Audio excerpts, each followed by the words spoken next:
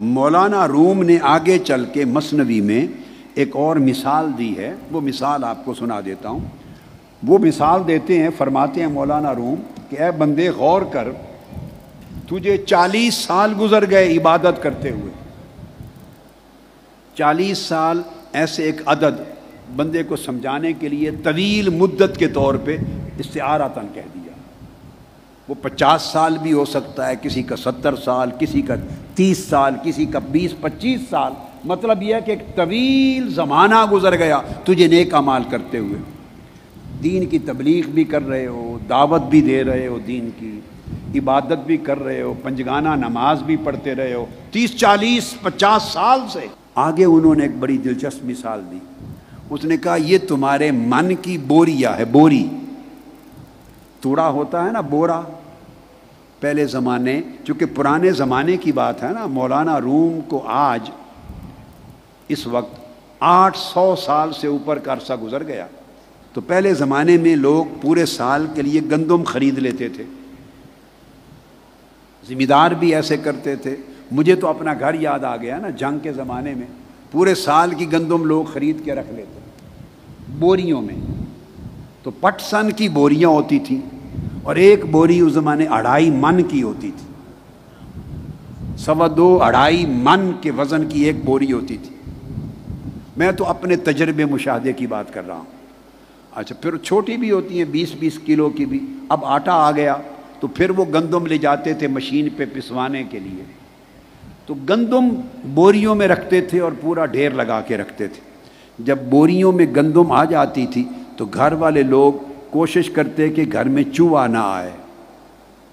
بہت سے گھروں میں ان کو خبر ہو جاتی کہ اس گھر میں گندم ہے تو چوہے گھس جاتے تھے، اور جب گھس جاتے تو پٹسن کی بو آتی، وہ گندم کی بو کو سونگھ لیتے تھے۔ چوہے کو سمجھ ہوتی ہے اس میں گندم ہے، چوہے کو سمیل آتی ہے، اور وہ پیچھے سے وہ کاٹ کے کھا لیتا ہے، گندم سوراخ کر لیتا ہے بوریوں میں، اور کئی چوہے لگ جاتے ہیں، اور چپ کے وہ گندم خالی، وہ کھاتے جاتے ہیں، اور تب جا کے بندے کو پتہ چلتا ہے کہ میری بوریاں خالی ہو گئیں، بوریاں خالی ہو گئیں۔ مولانا روم نے مثال دی ہے آگے چل کے، وہ کہتے ہیں بندے دیکھ، تیری زندگی گزر گئی اعمال اور عبادات کرتے ہوئے، اگر نفس کا چوہا تیری گندم کو کھانے والا، چھپ چھپ کے کھانے والا نہ ہوتا تو 40 سال میں جو کچھ کیا اس کا اثر کچھ تو ہوتا تیری زندگی پر۔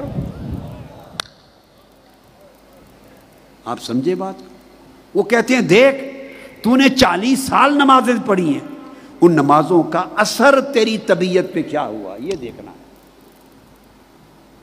اجر اور ثواب، میں نے ہر بار کہا، اس کا حساب ہمارے ہاتھ میں نہیں ہے، وہ قبولیت پر منحصر ہے، مولا قبول کرنے والا اور اللہ ہی اجر دینے والا۔ وہ سبجیکٹ جدا ہے، وہ جدا سبجیکٹ ہے۔ بات ہو رہی ہے ان عبادات کا اثر آپ کی ہماری طبیعت پہ کیا ہوا۔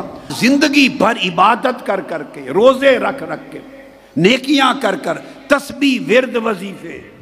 بلے شاہ صاحب کا کلام ہے، اتوں دھومے لتاں گوڈے تیرے اندر رہی پلیتی، دنیا دارا رب دے نال بھی 420 تو کیتی۔ رب کے ساتھ بھی دھوکہ کیا، یعنی وضو کرتے رہے، 50 سال 60 سال گزر گئے، وضو کر کے لتاں گوڈے دھوتے رہے، پاؤں، ہاتھ، بازو، چہرے، اس کو دھوتے رہے، مگر من کو نہ دھویا۔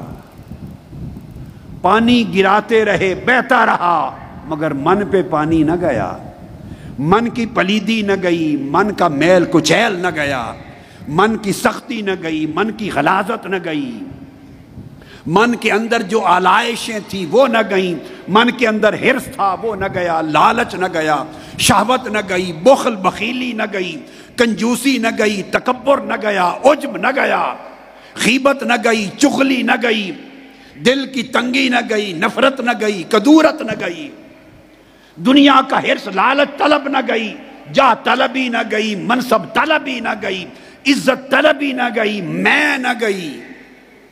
بندہ سوچتا ہے، انہوں نے توجہ دلائی مولانا روم نے کہ بندے اپنی عمر کا حساب کر، کتنا زمانہ گزر گیا تجھے عبادت کرتے، آگے وہ کہتے ہیں کہ تو 40 50 30 سال کا حساب لگا، اگر ہر روز ایک ایک رتی، جس کو میں کہہ رہا ہوں ایک ایک ماشا، وہ تو ریزہ ریزہ کا لفظ بولتے ہیں، ایک ایک ریزہ بھی ہر روز کا جمع ہوتا رہتا تو مولانا روم پوچھتے ہیں کہ آج اس کا اثر کچھ نہ کچھ تو ہوتا، تیرا رنگ بدل گیا ہوتا، بندے تیرا ڈھنگ بدل گیا ہوتا، تیری زبان میں کوئی چاشنی آ گئی ہوتی، تیرے اندر کوئی نرمی، محبت اور لوگوں کی شفقت اور طبیعت میں جود اور سخاوت آ گئی ہوتی۔ اگر وہ اثر نہیں ہوا تو وہ فرماتے ہیں پھر کبھی سوچا کہ اس کی وجہ کیا ہے؟ وہ کہتے ہیں وہ تیرے اندر چوہا ہے نفس کا، وہ تیری گندم کو کھائے جا رہا، تو بوریوں میں گندم جمع کرتا ہے، نفس کا چوہا اس کو کھاتا رہتا ہے، اس لیے اثرات جمع نہیں ہوتے انسان کی زندگی میں۔